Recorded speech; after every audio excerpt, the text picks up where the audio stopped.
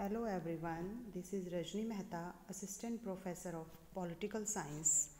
आज हम करेंगे राष्ट्रीय शक्ति की सीमाएं, लिमिटेशंस ऑफ नेशनल पावर। राष्ट्रीय शक्ति मैंने आपको पहले बताया था कि एक राष्ट्र की शक्ति, एक राष्ट्र अपने व्यवहार और प्रभाव से जितना जल्दी दूसरे को प्रभावित करता है वो राष्ट्र उतना ही अधिक शक्तिशाली है। लेकिन आज हम बात करेंगे कि उस राष्ट्र की शक्ति पर क्या लिमिटेशंस होती हैं, सीमाएं होती हैं। क्या वो राष्ट्र असीमित शक्तियों का यूज़ कर सकता है या फिर उस पर लिमिटेशंस लगी हुई हैं, वो हम आज करेंगे। देखिए, अंतर्राष्ट्रीय राजनीति में शक्ति को अर्जित करने और दूसरों की शक्ति को कम करने का प्रयास किया जाता है। जैसा कि मैंने पहले भी बताया कि विश्व के अंदर शक्ति संघर्ष चलता है। हर राष्ट्र अपनी शक्ति को बढ़ाने के लिए दूसरे की शक्ति को कम करने का प्रयास करता है। उसके लिए वो हर तरह के तरीके आजमाता है। अंतर्राष्ट्रीय संगठन द्वारा शक्ति राजनीति पर कोई सीमा नहीं लगाएगी। हमारे विश्व के अंदर जो अंतर्राष्ट्रीय संगठन बने हैं, जैसे यूएनओ बना, उससे पहले राष्ट्र संघ बना, इन्होंने अपनी शक्ति के द्वारा किसी भी राष्ट्र पर अंकुश नहीं लगाया। जैसे कि हम देखते हैं कि भारत और पाकिस्तान के बीच झड़पें होती रहती हैं या फिर चाइना और अमेरिका के बीच होती रहती हैं, तो संगठनों ने कहीं भी ये नहीं बात कही कि आप इस शक्ति का यूज़ ना करें, यानी कि इनकी शक्तियों पर कभी भी पाबंदी नहीं लगाई।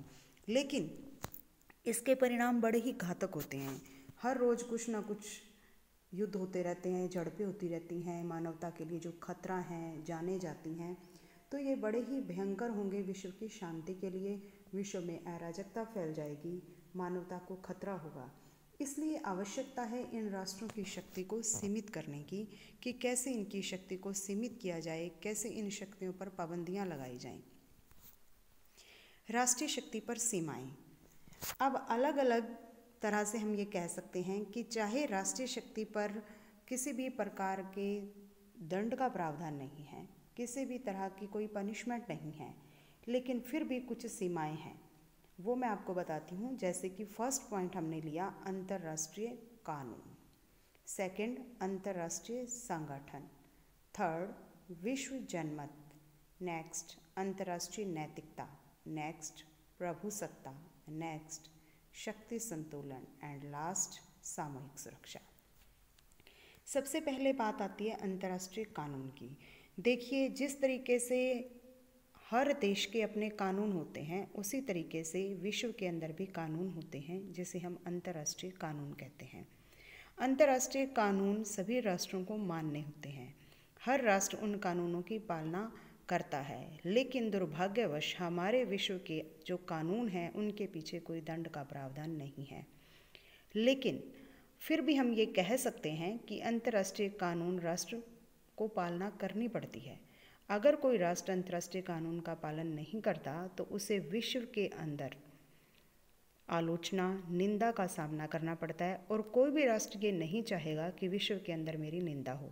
इसलिए वो अंतर्राष्ट्रीय कानूनों का पालन करता है, और कोई भी अंतर्राष्ट्रीय कानून होगा वो किसी भी राष्ट्र को असीमित शक्ति का प्रयोग करने के लिए नहीं कहेगा। इसलिए अंतर्राष्ट्रीय कानून जो है वो राष्ट्रों के ऊपर एक सबसे बड़ी सीमा है। नेक्स्ट है अंतर्राष्ट्रीय संगठन।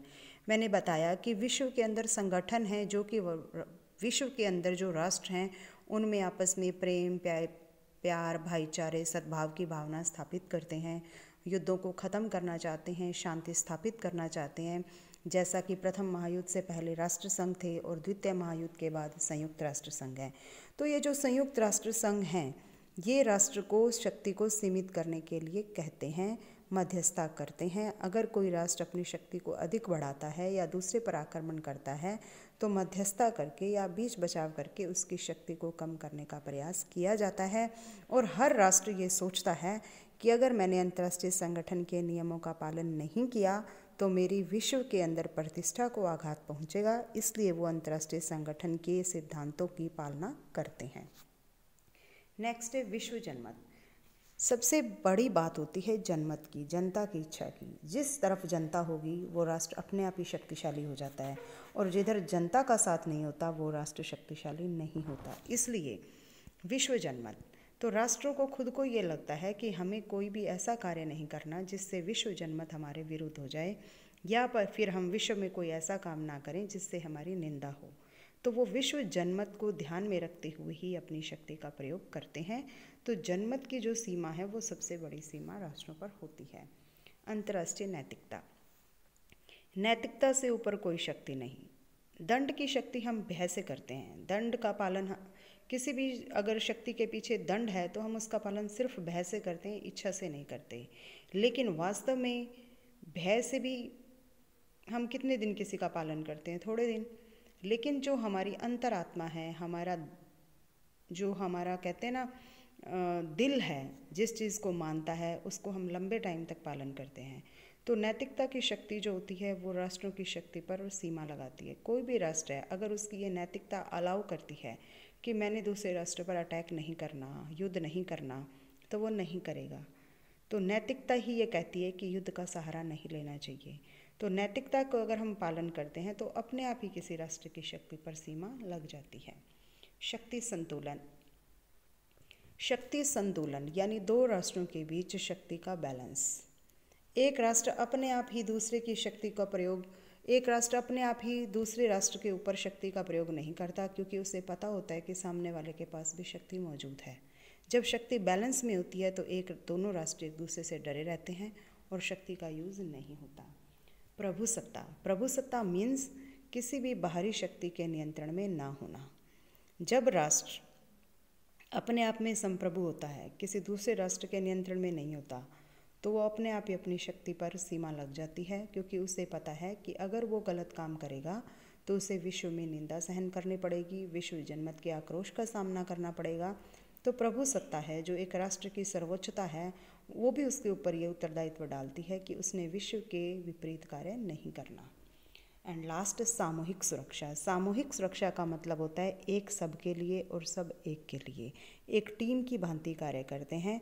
तो राष्ट्रीय शक्ति पर यह सबसे बड़ी सीमा है, क्योंकि सब राष्ट्र मिलकर काम करते हैं, सब राष्ट्र मिलकर विश्व के ऊपर एक जिम्मेवारी लगाते हैं कि हमने शांति स्थापित करनी है। इसलिए एक राष्ट्र दूसरे राष्ट्र पर हावी नहीं होता और ना ही एक राष्ट्र दूसरे को हावी होने देता। तो सामूहिक सुरक्षा जो है वो अंतर्राष्ट्रीय जो राष्ट्रीय शक्ति है, हर राष्ट्र की शक्ति पर एक सीमा लगाती है। धन्यवाद।